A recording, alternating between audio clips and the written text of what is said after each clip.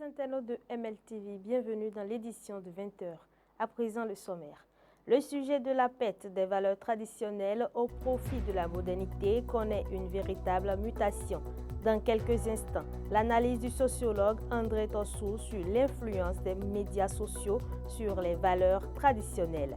L'école primaire publique Banigbe-Gare est dans le besoin urgent de réfection des modules de classe et de ressources matérielles pour le bon déroulement des cours de ses apprenants. Pour finir, les Amazones de moins de 17 ans seront face à la Zambie ce samedi 19 avril pour la qualification à la prochaine Coupe du Monde. La sélectionneuse des Amazones, Ida Azonsou, était en conférence de presse ce jour. C'est tout pour le sommet.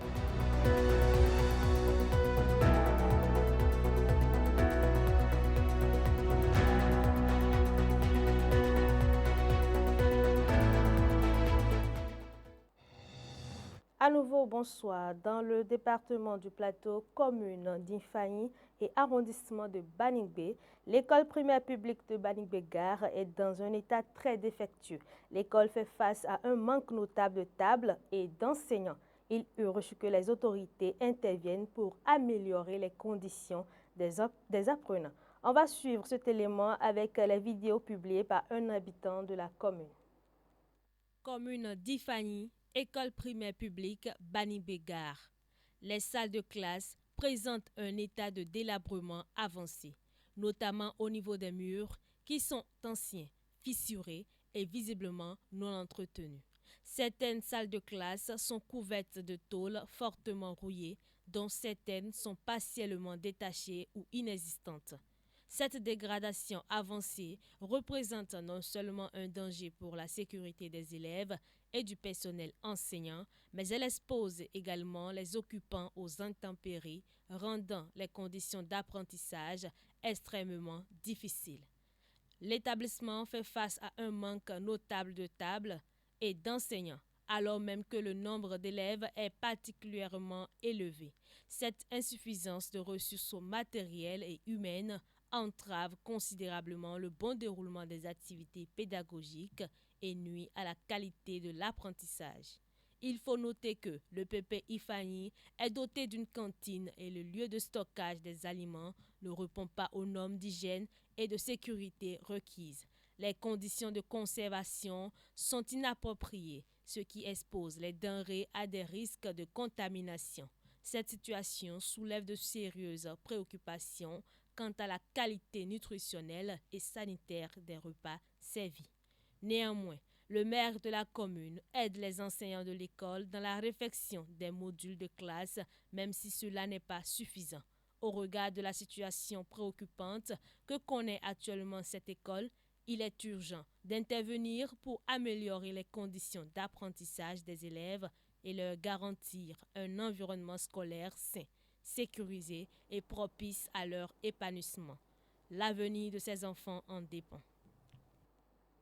Les Amazones de moins de 17 ans sont dans la course à la qualification de la prochaine Coupe du Monde de la catégorie qui se jouera cette année au Maroc. Mais avant de prétendre être parmi les nations qui seront présentes à la compétition, l'équipe béninoise devra se défendre de la Zambie, son adversaire du troisième et dernier tour de la qualification. La manche aller se joue ce samedi 19 avril 2025 du côté de Ndola en terre zambienne. À moins de 24 heures du premier acte de cette confrontation, la sélectionneuse des Amazones, Ida Azonsou, était face à la presse en compagnie de sa joueuse Emilia Oseni. Je vous propose ici de revenir sur les temps forts de cette conférence de presse. Suivez. On va souligner que ce match est un match très important. L'important de ce match pour l'équipe, pour notre pays et pour les jeunes joueuses. Et nous savons que nous affrontons une nation qui a déjà participé au moins 2 fois à la Coupe du Monde de cette catégorie. Et ce qui en fait d'elle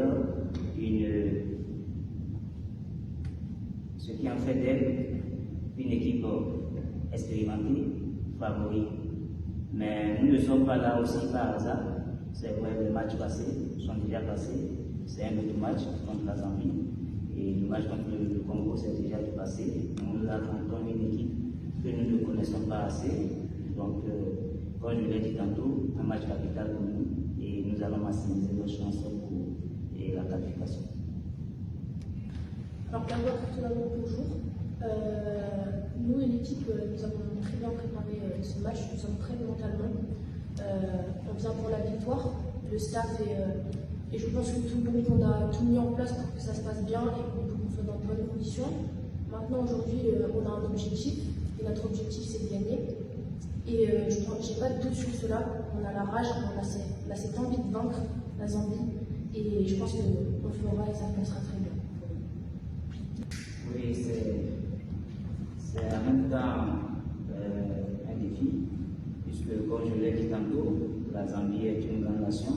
C'est la Pégonnais, était à la dernière Coupe du Monde.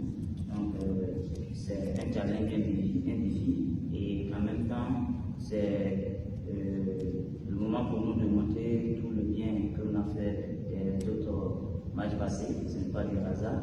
Et je l'ai souligné tantôt, nous avons travaillé, on a travaillé pour en être là. Et nous espérons également participer à cette Coupe du Monde. Donc ce ne serait pas du cadeau qui nous sera donné. Donc ce sera un match amplement discuté. La dualité société-valeur reste le socle de l'identité culturelle d'une société. Dans les habitudes et les comportements, les valeurs traditionnelles restent et traversent les époques. Toutefois, face aux profondes mutations que connaissent le monde, certaines valeurs se retrouvent tronquées. Partie de ce constat, notre rédaction a décidé de se pencher sur le sujet, la perte des valeurs traditionnelles au profit de la modernité. Mais avant de retrouver l'intégralité du dossier approfondi dès la semaine prochaine sur notre chaîne, je vous propose ici de suivre l'analyse du sociologue André Tossou sur l'influence des médias sociaux sur les valeurs traditionnelles. Les réseaux sociaux ou bien les médias sociaux influencent dangereusement, je pèse mes mots, dangereusement les comportements traditionnels, parce que lorsque vous prenez nos parents qui sont restés au village, ils vous diront aujourd'hui que il est important pour eux d'avoir un téléphone Android, d'avoir un smartphone ou bien d'avoir un petit poste téléviseur juste pour avoir les informations, regarder des films. Mais il y a 50 ans, par exemple, 60 ans, ou aller un peu plus loin, nos parents ne réfléchissaient pas de cette manière. Ce qui était important pour eux, c'était la vie et la communication avec la nature. C'était les principes qui se sont donnés comme principe de vie, comme principe de fonctionnement social. Mais aujourd'hui, on constate qu'avec l'avènement des TIC, d'accord, des réseaux sociaux, de tout ce que vous voulez, qui a un rapport avec la technologie nouvelle, on a comme impression que nos valeurs sont en train de s'estomper. Et c'est peut-être ce qui a amené un homme politique, dont je taire le nom, à parler de nouvelle conscience. Il a dit qu'il nous faut une nouvelle conscience. Nouvelle conscience parce qu'on a remarqué une certaine dégradation des valeurs, une certaine perte des valeurs. Or, dans la société traditionnelle, la valeur cardinale de l'éducation qui prime en termes d'éducation, c'est le respect. Aujourd'hui, vous prenez des jeunes, ils n'ont pas froid aux yeux à manquer du respect à un adulte. Vous prenez des jeunes, ils ne sont pas du tout peinés de voir, une personne du 3e âge rester debout alors qu'ils sont tout assis, tout peinards dans un fauteuil. Donc, moi je dis, il faut repenser les valeurs, il faut réinculquer. Je ne dis pas rééduquer, parce que vous et moi, nous avons déjà dépassé l'âge de l'éducation. Il faut remodeler, n'est-ce pas, le système des valeurs. Et c'est ce qui a fait que même l'État béninois a défini, n'est-ce pas, au niveau de la fonction publique, une charte des valeurs. Ainsi prend fin ce journal. Merci de nous avoir suivis. N'oubliez pas de vous abonner pour ne rien rater de nos prochaines informations.